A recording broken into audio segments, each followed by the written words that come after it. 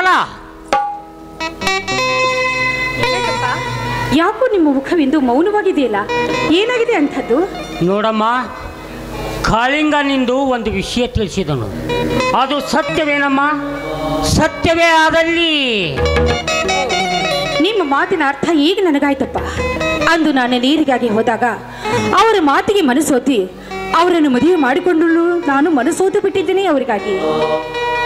ಮಗು, ನೀನು ನೀರಿನಲ್ಲಿ ಮಲಗಿರುವ ಎಮ್ಮೆಯ ಬೆಲೆ ಕಟ್ಟಲು ನಿಂತಿರುವೆ. ಎಲುಬಿಲ್ಲದ ನಾಲಿಗೆ ಎತ್ತಬೇಕತ್ತ ಹೊರಳುವುದು. ಕಾಮದಿಂದ ಕಾವೇರಿದಾಗ ಮಾನವನು ಅದರ ಶಾಂತಿಗಾಗಿ ಬೇಕಾದಂಥ ಬಣ್ಣದ ಬುರುಡಿಯ ಮಾತುಗಳನ್ನು ಉಳಿಸುವರು. ಮೇಲಾಗಿ ಅವರು ಲಕ್ಷ್ಮೀ ಪುತ್ರರು, ನಾವು ಬಡವರು. ಆಕಾಶ ಭೂಮಿಗೆ ಎಂದಾದರೂ ಮುದ್ದಿಕ್ಕಬಹುದೇನಮ್ಮ? ಸೂರ್ಯ ಚಂದ್ರ ಸಾಕ್ಷಿಯಾಗಿ ವಚನವಿತ್ತಿದ್ದಾರಪ್ಪ ನನಗೆ ಅವರು. ಸೂರ್ಯ ಚಂದ್ರರ ಸಾಕ್ಷಿಯಾಗಿಯೇ ದುಷ್ಯಂತನು ಶಕುಂತಲೆಯ ಕೈ ಹಿಡಿದು ಮತ್ತೆ ಮನೆಯಿಂದ ಹೊರನೂಕಲಿಲ್ಲವೇ? ಆದರೂ ಅವರು ಕೊನೆಗೆ ಜಯಶಾಲಿಯಾಗಿ ಸತಿಪತಿಗಳಾಗಲಿಲ್ಲವೇ ಅವರು? ಮಗಳೇ, ನೀನು ಸಾಕಷ್ಟು ತಿಳಿದವಳಾದರೂ ಈ ಜಗತ್ತಿನ ವಾತಾವರಣ ನಿನಗರಿ. ಕಣ್ಣೀರು ಹಾಕದಿರು ಮಗು.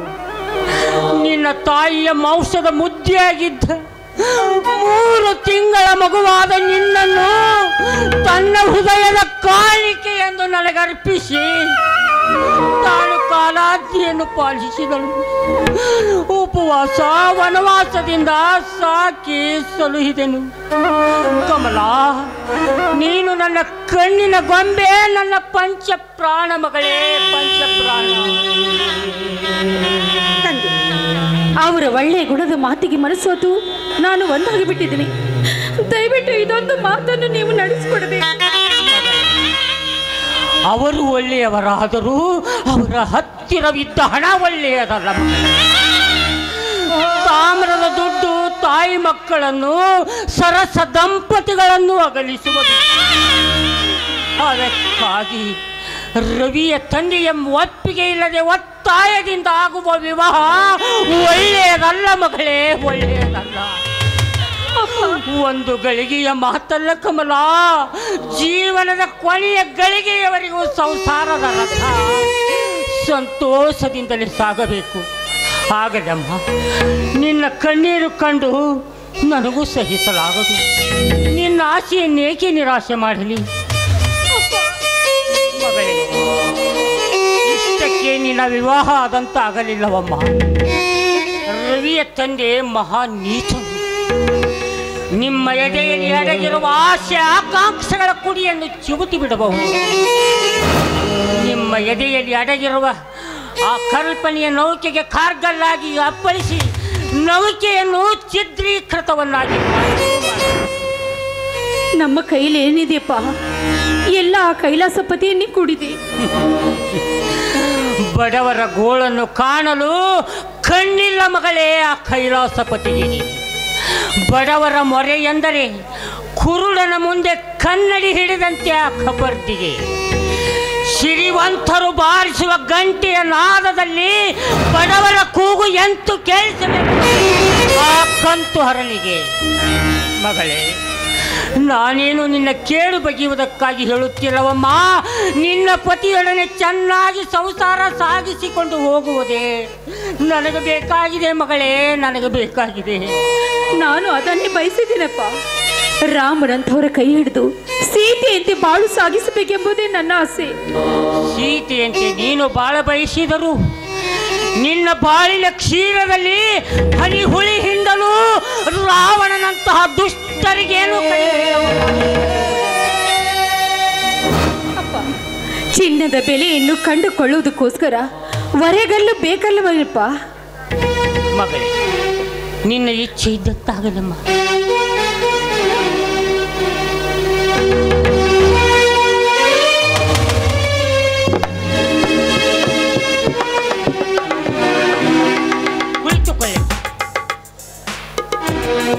ಕೂಡಲಿಕ್ಕೆ ಬಂದಿಲ್ಲ, ನಮಗೆ ಕೊಡಬೇಕಾದ ಹಣ ಕೊಟ್ಟು ಬಿಡು. ಅವಕಾರವೇ, ಈ ಸಲ ಅತಿವೃಷ್ಟಿಯಿಂದ ಹೊಲಗಳು ಕಾಳಿನ ಬದಲಾಗಿ ಹುಲ್ಲಿನ ಹೊರೆಯನ್ನಿತ್ತವು. ಏನೋ ಅಲ್ಪ ಸ್ವಲ್ಪ ಬಂದರು ನಮ್ಮಿರುವರ ವರ್ಷದ ಅಶಿನಕ್ಕಾಗುವಂತಿಲ್ಲ. ಮುಂದಿನ ಸಲ ನಿಮ್ಮ ಹಣ ಬಡ್ಡಿ ಎಲ್ಲವನ್ನೂ ತೀರಿಸಿ ಋಣಮುಕ್ತನಾಗುವೆ. ನಾನೆಷ್ಟು ಸಲ ಬಂದರೂ ಇದೇ ಪುರಾಣ ಪಠಿಸುತ್ತಿರುವಿ. ಬಡವರೆಂದು ಬದಿಗೆ ಕರೆದರೆ ಬಗಲನ್ನೇರಲು ಸಿದ್ಧರಾದಿರ ಭಿಕಾರಿಗಳೇ. ಯಾವ ಅಪರಾಧಕ್ಕಾಗಿ ಈ ಬಿರುನುಡಿಗಳು? ಹೇಳುವುದಕ್ಕಿಂತ ಹೆಚ್ಚಿನ ಅಪರಾಧ ಇನ್ನಾವುದಿದೆ? ಎಳೆ ಸಿಕ್ಕ ಕೂಡಲೇ ಹಚ್ಚಡವನ್ನೇ ನುಂಗಲು ಶುದ್ಧಳಾಗಿರುವಳು ನಿನ್ನ ಕುವರಿ ಕಮಲೆ. ಅರಿಯದ ಹುಡುಗಿ ಹರೆಯ ತುಂಬಿದ ಹುಡುಗಿ ಅರಿಯದ ಹುಡುಗಿ ಅಂತಾಗುವಳು. ಇರಲಿ, ಈ ವಿಷಯದಲ್ಲಿ ನನ್ನ ಮಗಳಿಗೆ ತಿಳುವಳಿಕೆ ಹೇಳಿದೆ. ಆದರೆ ಹಣದ ಬಗ್ಗೆ ಮಾತ್ರ ನನಗೆ ಇನ್ನೊಂದಿಷ್ಟು ವಾಯ್ದೆ ಕೊಡಿ. ವಾಯ್ದೆ ಕೊಟ್ಟರೆ ನಮಗೇನು ಫಾಯ್ದೆ? ಒಂದು ವೇಳೆ ನಿನಗೆ ಹಣ ಕೊಡುವುದಾಗದಿದ್ದರೆ ನಿನ್ನಾಸ್ತಿ ಎಲ್ಲವನ್ನು ನಮ್ಮ ಸಾಹುಕಾರರಿಗೆ ಬರೆದುಕೊಟ್ಟು ಋಣಮುಕ್ತರಾಗಿರಿ. ಹೊಲವನ್ನು ಬರೆದು ಕೊಟ್ಟರೆ ನನ್ನ ಮಗಳ ಗತಿ ಏನು? ಅವಳಿನ್ನೂ ಅವಿವಾಹಿತೆ. ಈ ಸಲ ಹೊಲವನ್ನು ಯಾರಿಗಾದರೂ ಒತ್ತಿ ಹಾಕಿ ಮಗಳ ಮದುವೆ ಮಾಡಬೇಕೆಂದಿರುವೆ. ಅಂದರೆ ನಿನ್ನ ಮಗಳು ಲಗ್ನವಾಗಿ ಪತಿಗ್ರಹಕ್ಕೆ ಹೋಗುವವರೆಗೂ ನಮ್ಮ ಧರ್ಮದಾಸರಿಗೆ ಯಾವುದಾದರೊಂದು ಮಠದ ಪೂಜಾರಿಕೆಯನ್ನು ಒಪ್ಪಿಸು. ಲೇ ಮಾರುತಿ, ಹಕ್ಕಿಯ ರೆಕ್ಕೆಯಂತೂ ಬಲಿತಂತೆ ಕಾಣುತ್ತದೆ. ಚಂದವಾಗಿ ಹಾರಾಡಲು ಬಿಟ್ಟುಬಿಡು. ಕಾಲವು ಅನುಕೂಲವಾಗಿದ್ದರೆ ವಿಷವು ಕೂಡ ಅಮೃತವಾಗಿ ಪರಿಣಮಿಸುವುದು. ಪ್ರತಿಕೂಲವಿದ್ದಾಗ ಅಮೃತ ಕಿರಣಮಯನಾದ ಚಂದ್ರನು ಕೂಡ ವಿಷಕಿರಣವಾಗಿ ಪರಿವರ್ತನೆಯಾಗುವುದು. ಕಲ್ಪವೃಕ್ಷವು ಕಾಡು ಕಂಟಿಯಾಗುವುದು. ಪ್ರತಿಕೂಲ ಕಾಲದ ಸುಳಿಯಲ್ಲಿ ಸಿಕ್ಕುವ ಸತ್ಯರಾಜ ಹರಿಶ್ಚಂದ್ರನು ಮಸಣ ಭೂಮಿಯ ಆಳಾದನು. ರಾಜದಂಡವನ್ನು ಹಿಡಿದ ಕೈ ಸ್ಮಶಾನದ ಸಂಬಳದ ಕೋಲು ಹಿಡಿಯಬೇಕಾಯಿತು. ರಾಜ ಭೋಜನ ಮಾಡುತ್ತಿದ್ದವನು ಶವದ ತಲೆಯಕ್ಕಿಯನ್ನೇ ತಿನ್ನಬೇಕಾಯಿತು. ಅಂದ ಮೇಲೆ ನನ್ನಂತಹ ಪಾಮರನ ಪಾಡೇನು? ಮಾರುತಿ, ಈ ನಿನ್ನ ಹಾಲು ಹರಟೆ ಹದ್ದು ಮೀರದಿರಲಿ. ನಮ್ಮ ಹಣ ಕೊಟ್ಟು ಬಿಡು. ಆಗದಿದ್ದರೆ ನಿನ್ನಾಸ್ತಿಯ ಋಣಪತ್ರ ಬರೆದು ಕೊಡು. ಆಗಲಿ ಸಾಹುಕಾರ್ರಿ, ತಮ್ಮಿಚ್ಛೆಯಂತೆ ಆಗಲಿ. ವಿಧಿಯ ವಿರಾಟ ಸ್ವರೂಪಕ್ಕೆ ಎದೆಗೊಡಲು ಬಲವೆಲ್ಲಿದೆ ಈ ಬಡವರಿಗೆ? ಕಾಳಿಂಗರಾವ್, ಕಾಗದ ತೆಗೆದುಕೊಳ್ಳಿರಿ. ಅದರ ಮೇಲೆ ನಮ್ಮ ಪೂರ್ಣ ಹೆಸರನ್ನು ಬರೆಯಿರಿ. ಸಾಹುಕಾರರೇ, ತಮ್ಮ ಪೂರ್ತಿ ಹೆಸರೇನು? ಧರ್ಮದಾಸ್ ವಿನಯದಾಸ್ ದಯಾಸಾಗರ್.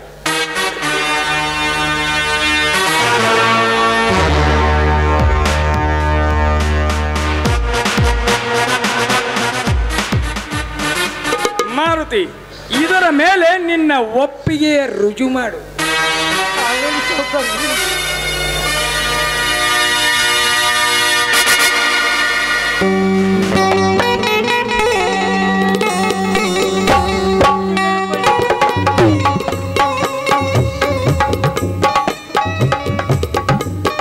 ಕಾಳಿಂಗರಾವ್, ಹಿಂದೆ ಕಮಲೆಯನ್ನು ಕೆಲಸದಿಂದ ತೆಗೆದು ಹಾಕಿರಿ. ಬಡವರ ಹೊಟ್ಟಿಗೆ ಬರೇ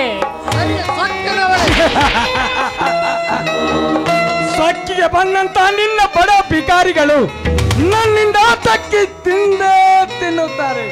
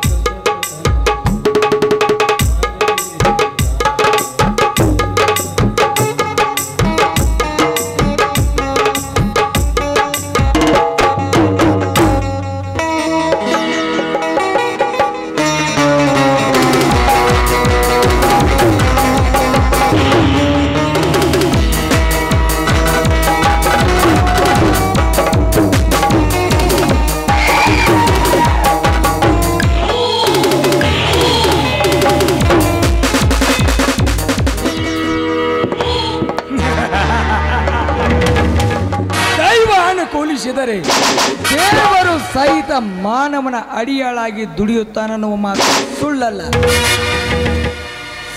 ಕಮಲೆ ಪ್ರೇಮಿಯನ್ನು ನನ್ನ ಪ್ರೇಮ ಪಂಜರದಿಂದ ಬಿಗಿದಪ್ಪಿ ಅವಳಿಂದ ಸಾಕಷ್ಟು ಹಣದ ರಾಶಿಯನ್ನು ಬರಮಾಡಿಕೊಳ್ಳುತ್ತಿರುವ ನನ್ನೆಡೆಗೆ ತನ್ನ ಮಮತೆಯ ಮಕ್ಕಳನ್ನೇ ನಂಬದ ಈ ಧರ್ಮದಾಸನ ಕೈಯಲ್ಲಿ ಇನ್ನು ಕೆಲವೇ ದಿನಗಳಲ್ಲಿ ಕೊಡುವೆ ಭಿಕ್ಷಾ ಪಾತ್ರೆ. ಕಮಲೆಗಾಗಿ ರವಿಯು ಪ್ರಯತ್ನಿಸುತ್ತಿದ್ದಾನೆ. ಪ್ರಯತ್ನಿಸದೆ ಏನು, ಸ್ವರ್ಗ ಲೋಕದ ಸುರಸುಂದರಿಯರೊಡನೆ ಸರಸ ಸಲ್ಲಾಪ ಮಾಡುತ್ತಿರುವ ಸುರಪತಿಯ ಕಣ್ಣಿಗೆ ಕಮಲೆಯ ಕಮಿನೀಯ ಕಾಯ ಬಿದ್ದೊಳೆ ಸ್ವರ್ಗ ಲೋಕವೇ ಸಾಗಿ ಬರುವುದಿತ್ತ. ನನ್ನ ಜಾಲವನ್ನಂತೂ ಬೀಸಿರುವೆ. ಮುಂದೆ ಗಾಡ್ ಈಸ್ ಗುಡ್.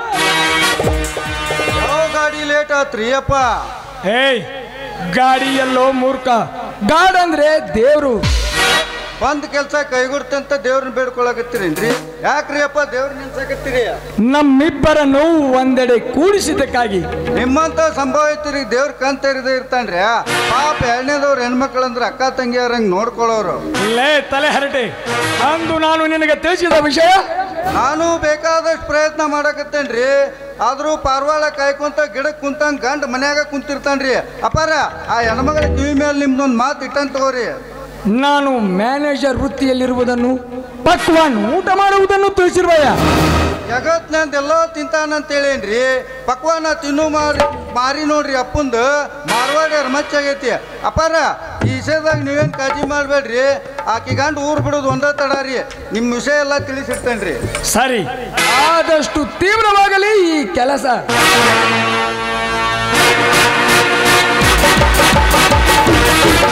ಹೋಗಲೇ ಹೋಗ, ತಿರ್ಬೋಕಿ ಹೋಗ. ನಿನ್ನ ಸಲುವಾಗಿ ಮೇದರ್ ಸಾವಕ್ನಂಗೆ ಕುಳ್ಳ ತಯಾರು ಮಾಡಕತ್ತೇನೆ. ಅಪ್ಪಾರ ನೋಡ್ರಿ, 10,000 ಹುಡ್ತೈತಿ ಅಂದ್ರು ಈ ಪೇಟೆನವ್ರಿಗೆ ಹೇಳ್ತಾನ ಮಾಡಬಾರ್ದ್ರಿ. ಯಾಕಂದ್ರೆ ಕಾಲು ಬಿದ್ದಂಗೆ ಮಾಡಿ ಕಾಲುಂಗ್ರ ಹುಚ್ಚು ಜನನ ಭಾಳ ಐತಿ ಈ ಪೇಟ್ಯಾಗ. ಮಳೆ ಹನಿ ನಿಂತರು ಮರದ ಹನಿ ನಿಲ್ಲಲ್ಲಂತ್ರಿ. ಈ ಮಂಗ್ಯಾನ ಮಸಡಿ ಜನ ಓಡಿ ಹೋದ್ರು, ಅವಕ್ಕೂ ಡ್ರೆಸ್ ತೊಡೋದು ಬಿಟ್ಟಿಲ್ಲ ನೋಡ್ರಿ ನಮ್ಮ ಜನ. ಇನ್ನು ಹೆಣ್ಮಕ್ಳು ಅಂತೀರ, ಹಳ್ಳಿ ಹೆಣ್ಮಕ್ಳ ಹೊಚ್ಚಲ್ ಹೊರಗೆ ಹೋಗಾಕ, ಹೊರಗೆ ಕಾಲು ಹಾಕಾಕ ಹೆದರ್ಕೊಂತಾವ. ಇನ್ನು ಪ್ಯಾಟ್ಯಾನು ನೋಡ್ರಿ, ಹೊಚ್ಚಲ್ ಒಳಗೆ ಕಾಲು ಹಾಕಾಕ ಹೆದರ್ಕೊಂತಾವ. ಇನ್ನು ಎಣ್ಣೆ ಅಂತ ಹಚ್ಚವ್ ನೋಡ್ರಿ, ಮಗ್ಗಲ್ಲಾಗ ಹಾದು ಹೋದ್ರೆ ಅಂಡ ಎಲ್ಲ ಕಕ್ಕೋಬೇಕು ವ್ಯಾ ವ್ಯಾ ಅಂತ.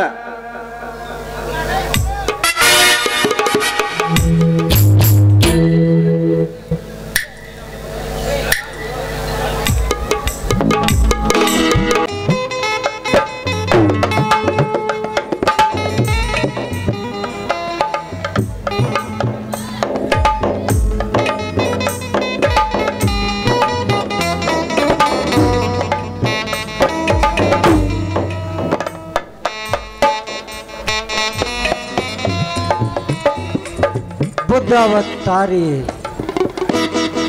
100-200 ವರ್ಷಗಳವರೆಗೆ ಪರದಾಸ್ಯದ ಪಂಜರದಲ್ಲಿ ಪವಡಿಸಿದ ಭಾರತೀಯರನ್ನು ಬಂಧನ ಮುಕ್ತ ಮಾಡಿದ ಆಯುಷ ಮೂರ್ತಿಯೇ, ನಿಮಗೆ ನಮ್ಮ ವಂದನೆಗಳು. ನೀವು ನಮಗೆ ಸ್ವಾತಂತ್ರ್ಯವನ್ನು ದೊರಕಿಸಿಕೊಟ್ಟಿರಿ. ಆದರೆ ಸ್ವಾತಂತ್ರ್ಯದ ಅರ್ಥವರಿಯದ ಜನ ವ್ಯರ್ಥವಾಗಿ ಜಾತೀಯತೆಯ ತಿಕ್ಕಾಟ, ದೀನದಲಿತರ ಕೂಗಾಟವನ್ನು ಎಡಬಿಡದೆ ನಡೆಸಿರುವರು. ವಾಸಿಸುವ ನೆಲವು ಒಂದೇ, ಸೇವಿಸುವ ಜಲವು ಒಂದೇ. ಆದರೆ ಜಾತೀಯತೆಯ ಮತ್ಸರದ ಮಧ್ಯ ಬೇಕೆ ತಂದೆ? ಹೀಗಾದರೆ ನಮ್ಮ ಗಳಿಸಿದ ಸ್ವಾತಂತ್ರ್ಯವು ಗಟ್ಟಿಯಾಗಿ ಹೇಗೆ ನೆಲೆಗೊಳ್ಳಬೇಕು?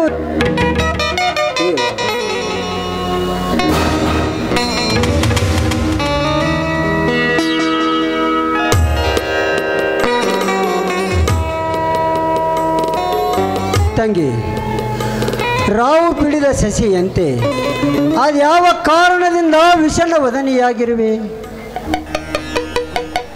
ಅಣ್ಣ, ತಂಗಿ ಮುಖವು ಶಶಿಯಂತೆ ಎಂದಿರಬೇಕು, ನೀನು ಹೇಳು. ಮದುವೆಯಾಗಿ ಸತಿಯನ್ನ ಸಾರಲು ಕೂಡ ಆ ವಿಧಿವೇ ನನ್ನ ನೂರವನ್ನೇ ಕತ್ತರಿಸಿ ನನ್ನ ಬಾಳಿನಲ್ಲಿ ವೀರಾಟವನ್ನೇ ತೂರಿಬಿಟ್ಟಿತನ್ನ ವಿಧಿವೆ. ಕುಂಕುಮಿಲ್ಲದ ಸೋದರಿಯ ನೋಡಲು ಶಶಿ ಇಲ್ಲದ ಆಗಸರದಂತೆ, ದೀಪವಿಲ್ಲದ ಹಣತೆಯ ಮದುವೆಯಾಗಿ ಕುಳಿತಿದೆ. ಮದುವೆಯಾದ 3 ತಿಂಗಳಲ್ಲಿಯೇ ವಿಧಿಯು ಸೋದರಿಯನ್ನು ತನ್ನ ಸತಿ ಎಂದು ವೈದವ್ಯಧರಣಕ್ಕಿಳಿಸಿತು. ಇವೆಲ್ಲ ಅನಾಹುತಗಳು ಬಾಲವಿವಾಹದಿಂದಲೇ. ಬಾಲವಿವಾಹಗಳೆಂಬ ಶಬ್ದವು ಭಾರತವನ್ನಿಂಗಟುವಿನಿಂದ ಅಳುಕಿ ಹೋದಾಗಲೇ ಭಾರತದ ಬಾಮೀಣಿಯರ ಗೋಳು ದೂರಾಗುವುದು. ತಂಗಿ, ಹೀಗೆ ಸೋಕಿಸುತ್ತಾ ಕೂಡುವುದು ಸ್ಥಿರವಲ್ಲ. ಮನುಷ್ಯನಿಗೆ ಸುಖ ದುಃಖಗಳು ಸ್ಥಿರವಲ್ಲಮ್ಮ. ನಿಜಯ ಹಿಂದೆ ಉಸೆ ಬರುವುದು ತಂಗಿ. ಅಣ್ಣ, ಬಾಲ ಮದುವೆ ಹರಿಜನ ಉದ್ಧಾರಕ, ಅದು ಅಲ್ಲದೆ ಇಲ್ಲದ ಸಮಸ್ಯೆಗಳನ್ನು ಕಡೆಗಣಿಸಿ ಈ ಜಗದ ಉದ್ಧಾರಕ ನೀನು. ಆದರೆ ವಿಧಿಯನ್ನು ಮಣಿಯಲ್ಲಿ ಇಟ್ಟುಕೊಂಡು ನಮಗೆ ಬೋಧನೆ ಮಾಡಲು ಬಂದವನಂತ ಜನರಿಂದ ಕಲಕಂದ ಹಣಿಗೆ ಪಟ್ಟಿ ನೆಚ್ಚಿಕೊಂಡು ನಾನು ನಿನ್ನ ತಂಗಿಯಾಗಿ ಬಾಳಿ ಬದುಕಬೇಕಾ? ಹೇಳ ಧೃತಿಗೆಳೆದಿರೋ ತಂಗಿ, ನಿನ್ನಂತ ಅವಾಗಿನಿ ಅಸಹಾಯಕರ ಉದ್ಧಾರದಿಂದಲೇ ಭಾರತದ ಏಳಿಗೆಯಾಗಬೇಕಾಗಿದೆ ತಂಗಿ. ಅಣ್ಣ, ಒಂದು ವೇಳೆ ನಮ್ಮ ತಂದೆಯವರು ಈ ವಿಷಯದಲ್ಲಿ ಅಡ್ಡವಾದ್ರೆ ಏನು ಮಾಡೋದು?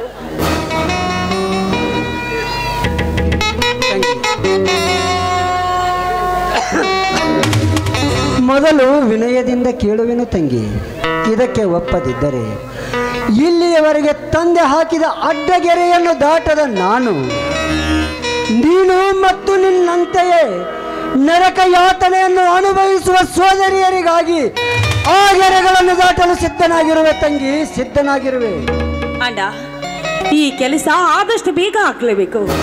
ಯಾಕೆಂದ್ರೆ ಗಣತಿಯಿಂದ ಬಾಳವಾಗಿ ನಿಮ್ಮ ಮರ್ಯಾದೆ ಕತ್ತಲಿಗೆ ಹೋಗುವ ಪ್ರಸಂಗ ಬಂದ್ರೆ ಬರ್ಬೋದು. ತಂಗಿ, ಅಂತ ಕಾರ್ಯಕ್ಕೆ ಕೈ ಹಾಕಬೇಡಮ್ಮ. ನಿನಗೆ ಒಳ್ಳೆಯ ವರವನ್ನು ಶೋಧಿಸಿ ನಿನಗೆ ಪುನರ್ವಿವಾಹ ಮಾಡುವೆ ತಂಗಿ. ದುಡುಕಬೇಡ ತಂಗಿ, ದುಡುಕು ಬಲು ಕೆಡಕು. ಯಾರಿಗಾಗಿ ಹೊರ ಹುಡುಕುವೆಯಪ್ಪ ಬೃಹಸ್ಪತಿ? ನೀನೊಬ್ಬ ಕೀಳು ಕುಲದ ಕುಟಲೆಯೊಂದಿಗೆ ಕೂಟ ನಡೆಸಿ ನಮ್ಮ ಮನೆತನಕ್ಕೆ ಕಲಂಕದ ಜಂತೆಯನ್ನಿಟ್ಟಿರುವುದಲ್ಲದೆ ಸತ್ಯವಂತ ಧರ್ಮಂಚರ ಅವಲಂಬಿಗಳಾದ ನಮ್ಮ ಮನೆಯಲ್ಲಿ ಹುಟ್ಟಿದ ಪ್ರೇಮಾಳ ಪುನರ್ವಿವಾಹ ಮಾಡಿ ಮಲಿನತೆಯ ಮೇಲ್ಮುದ್ದೆ ಹಾಕಬೇಕೆಂದಿರುವೆಯ? ಏತಕ್ಕಾಗಿ ಅಪ್ಪ ಈ ನಿಮ್ಮ ಅಬ್ಬರದ ನುಡಿಗಳು? ನಿನಗಾಗಿ ಲಕ್ಷ್ಮೀ ಪುತ್ರಿಯೇ ಕೈ ಹಿಡಿಯಲು ಕಾಯ್ದು ಕುಳಿತಿರುವಾಗ ವೃಕ್ಷದಡಿಯಲ್ಲಿ ಬಿದ್ದು ವೃಕ್ಷ ತಿಂದು ಬಾಳುವ ಭಿಕ್ಷುಕನ ಮಗಳಿಗೆ ಮನಸೋತದ್ದಕ್ಕಾಗಿ ಕೂಳಿಲ್ಲದೆ ಕಾಲ ಕಳೆಯುವ ಅವಳು ಹಿಡಿ ಕೂಳಿಗಾಗಿ ಅದೆಷ್ಟು ಜನರಿಗೆ ತನ್ನ ದೇಹವನ್ನು ವಿಕ್ರಯಿಸಿಕೊಂಡಿರುವಳು. ಅಪ್ಪ, ಕಮಲೆಯ ಬಾಳಿನಲ್ಲಿ ಬಡತನದ ಬಿಡುಗಾಳಿ ಬಿಡದೆ ಬೀಸುತ್ತಿದ್ದರು. ಅವಳ ಶೀಲತೆಗೇನು ಕಳಂಕವಿಲ್ಲಪ್ಪ. ಬಡವರಾಗಿ ಹುಟ್ಟಿದ ಮಾತ್ರಕ್ಕೆ ಅವರನ್ನು ತಮ್ಮ ರೀತಿ ನೀತಿಗಳನ್ನು ಕಳೆದುಕೊಳ್ಳುವರೆ.